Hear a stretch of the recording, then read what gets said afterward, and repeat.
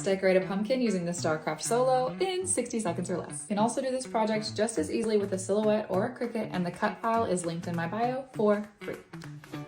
These are the colors of adhesive vinyl we're using, and I'm using StarCraft permanent vinyl.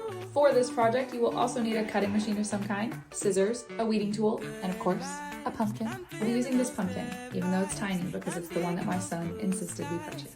So for starters, I'm just gonna load my mat into my Solo and get everything lined up correctly. Do a little test cut to make sure I have the 4 settings correct. Here is the design we're going to be using. This is in the StarCraft Solo software, but you could also load this into Cricut Design Space, but for Solo, I'm just going to hit create. Okay, I do want to take a second to tell you about these settings because it's a little bit different than it is in Cricut Design Space. You've got a couple cut modes here. This first one that's default is what you see is what you get. And that means how it's placed in digital space is how it's going to be in real life on our mat.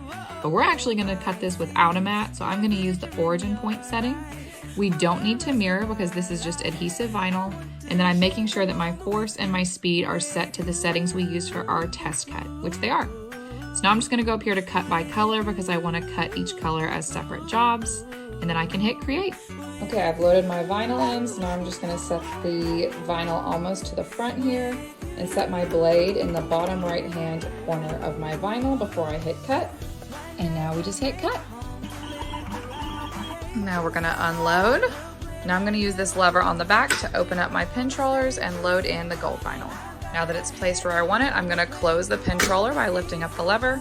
Now I'm just gonna use these arrows right here to position my vinyl where I want it, and use the left and right arrows to make sure my blade is in the bottom right-hand corner of my vinyl. We are ready to cut our second layer.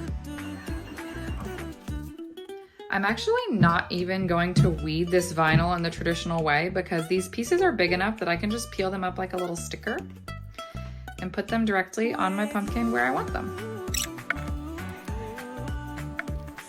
Okay, so I am currently cracking up because this did not turn out near as cute as I thought it was going to. However, this would work so much better on like a plastic pumpkin or something that's not so dirty and uneven and wonky and bumpy. So even though my end product is not as cute as I wanted it to be, this is still a great project to try. It's a good beginner project. I'm a beginner at the StarCraft Solo, so it was a great one for me to try out. Multiple layers, adhesive vinyl, something that doesn't require transfer tape. Highly encourage you to try it out. Use my design, put it on something cuter than this, and show me what you make.